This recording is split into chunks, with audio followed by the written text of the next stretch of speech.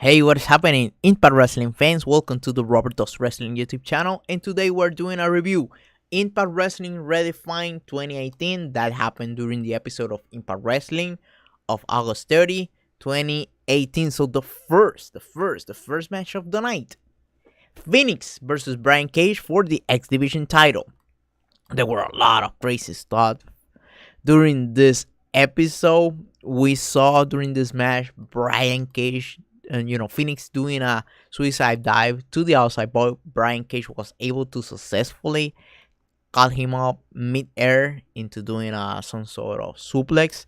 Then after that, Phoenix was able to run through the ramp and do a double foot stomp on the back of the head of Brian Cage. But at the end of the day, that was not enough. Brian Cage was able to successfully pin Phoenix with a super powerbomb from the third rope. As for the match, it was the best match of the night. A lot of stuff and spots. So if you're into it, make sure to look for that match once it is uploaded to the WGN. After the match, OVE took advantage of Phoenix and Pentagon, and they did a little bit of a big down until Brian Cage came in and they did the save. So I guess the next feud is gonna be a 3 versus 3 OB versus the Lucha Brothers and Brian Cage. Next we got a pre-promo of Scarlett Bordeaux and her show, the Smoke Show, and her driver didn't have the paperwork, but she was able to successfully whistle her way into the building and obviously to the show. Next, we got the OGs, and Hernandez is having second thoughts about being associated with Kingston, a guy who was willing to run over a kid. But Kingston told him, hey, don't worry about it. This kid is just a casualty of war.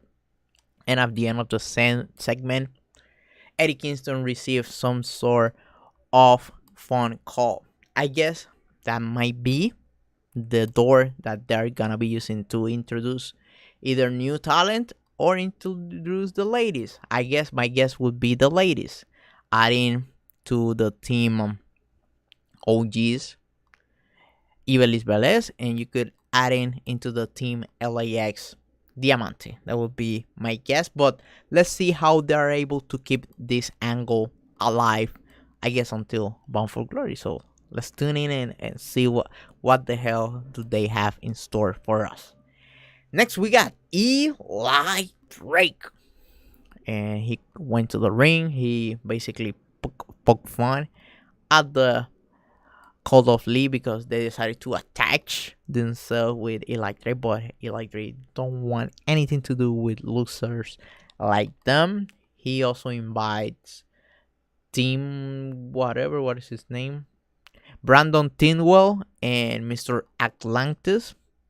He basically poked fun of them, and then he challenged Brandon to a match. He beat him like in 30 seconds, and after that he also beat Mr. Atlantis. Obviously, this was some stuff to put over Eli Drake and remind the people why he should matter. So hopefully they are able to end this whole thing soon, because I want to see once again Eli Drake at the top of the car where he belongs. Next, we got the knockouts match of the night. We got Tessa, Blanchard, Swann, and Allie in a triple threat match for the title. Obviously, there were a couple of 3-woman spots, like the one that you're seeing on your screen, that were kind of cool. Soo-young did a couple of stuff. She even, did the Kurt Angle thing by taking her, blood dress and signaling that she was powering up. So I thought that was something kind of interesting.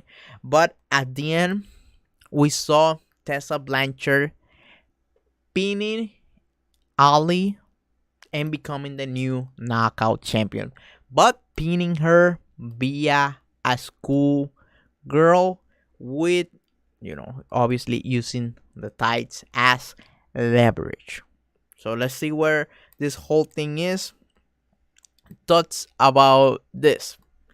I knew, Mark Henry is gonna be on depression for the time being, but at least your girl is getting the title. So please don't be sad, Mark Henry. Shout out to him and his depression because Tessa decided to do the right thing and stay with Impact Wrestling rather than gamble her career away, just like Mr. Matt Bennett. Shout out to him also. He's doing his best. So, as for the match, good match, solid match. Nothing, nothing bad or anything like that. What I didn't like was why would you put over Tessa Blanchard be a schoolgirl? Why don't do something fair and square, clean? After seeing Tessa Blanchard taking a L from Madison Rain just to hurry up and go to World Wrestling Entertainment like it was the last thing that she would ever do on her life. Then just to jump in for All In, that at that time that was a bad decision. But obviously you didn't know that you were gonna keep Tessa around, so I kind of got that idea. But at the end of the day, you ended up losing Madison Ring. Hopefully, she doesn't return for the time being. Losing her and making Tessa not look that strong. And, that was a strike one. But now you're doing it once again by her not willing to actually win the belt fair and square. And that's without adding it the big spoiler by TMC and stuff like that. I have no problem with spoilers. Don't worry about it. I don't have any problem. What the problem is title changes. I think title changes should either happen on pay-per-view or they should happen on live show or a Twitch stream. Something that is live but not on pre-recorded stuff, because people are gonna get curious and they're gonna read the spoilers, and there's a lot of fans that lose interest once they read stuff. Next we got a weird segment with the Desi Hit Squad and Gamma Singh being pissed off, and he ended up beating them like with a broom. I didn't know that was a thing in India. I'm not gonna say anything, but here in Puerto Rico, that is something that happens when you're a kid. Your mom beat you up with a broom. That is quite normal. It all depends on where in the island do you grow up. But yes, that happened. Over here too. So my question would be, from the country that you are from, is that usual seeing a parent like beating their kid like with home appliances and stuff like that, like a broom or something along those lines? Let me know in the comment section. I'm kind of curious about that, because that gonna be interesting conversation talking about cultures. Next week, yeah, LAX at their hideout with the Mexican and Puerto Rican flag, and Conan telling them, hey, they attacked the kid, but at the end of the day, they wanted me. And, Santana was very angry, very pissed off. But Conan also received another phone call, and he decided, hey, guys, stay freeze, stay in place. I'm gonna be coming back soon. So I guess that might be the door for the new addition of people for this angle. Next, we got the Smoke Show with Grado, Katarina, and Joe Hendricks. And, Scarlett Bordeaux was going all in on Grado. And, Grado got all nervous. And Katarina got all pissed off and all jealous. And obviously that didn't sit well with Katarina. Katarina is doing it with, Joe Hendricks. But if great up with Scarlet Bordeaux, that seems like a bad thing.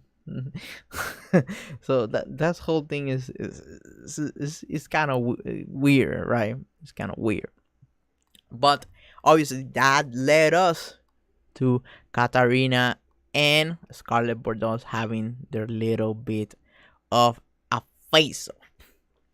Even though I'm not a big fan of those type of angles, like Gary Springer type of angles, the angle leads to a match. So at the end of the day, I might not be the biggest fan of those type of angles, but I do appreciate that the angle is gonna lead to a match. So that is at the end of the day what matters the most.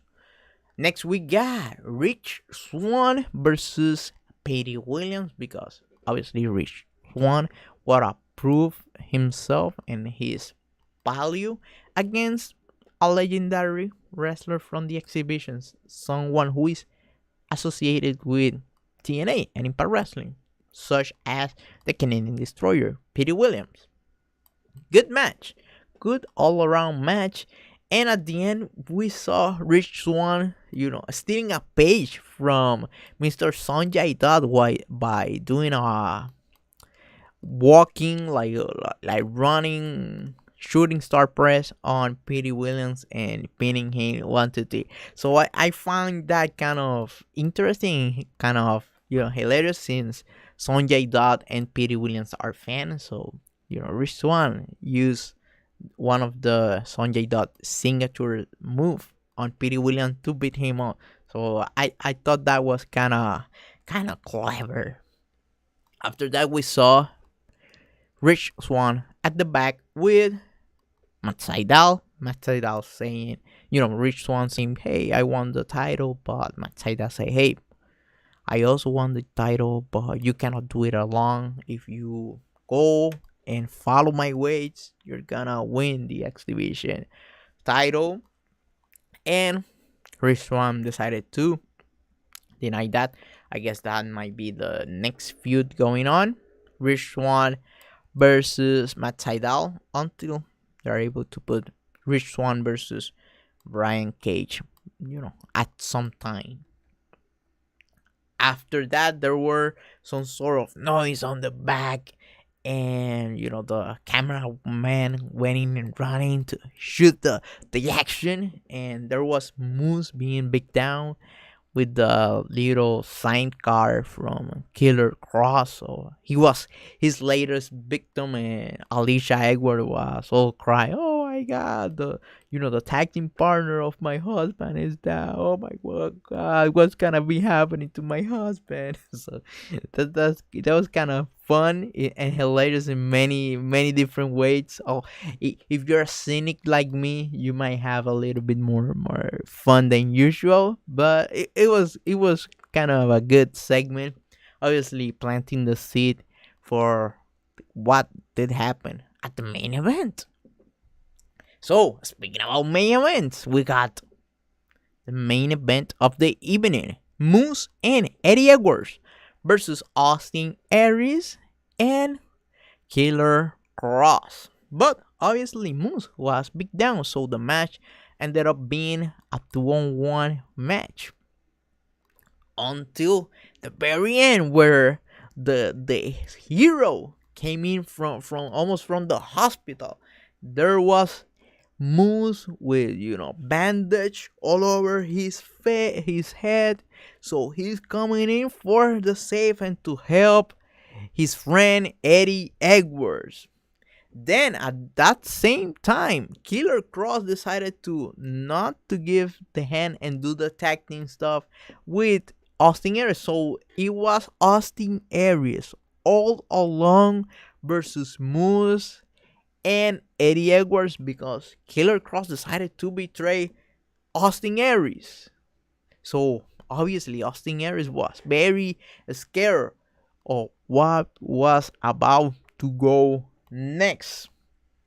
Then Moose turned around and he did a heel turn. He did the swerve and he did a spear on Eddie Edwards then decided to smile for Jorge because he was happy about that. And that was it for this episode. That ended up being Austin Aries and Killer Kross winning against Eddie Edwards. So they decided, the three of them, to do their little click: Austin Aries, Killer Kross, and Moose. Tell us about this. If this happened on a live show, it would have, garnered some attention. But as for what happened on TV, was it good? Yes, it was good. Could that shock value would have been better if the show was live?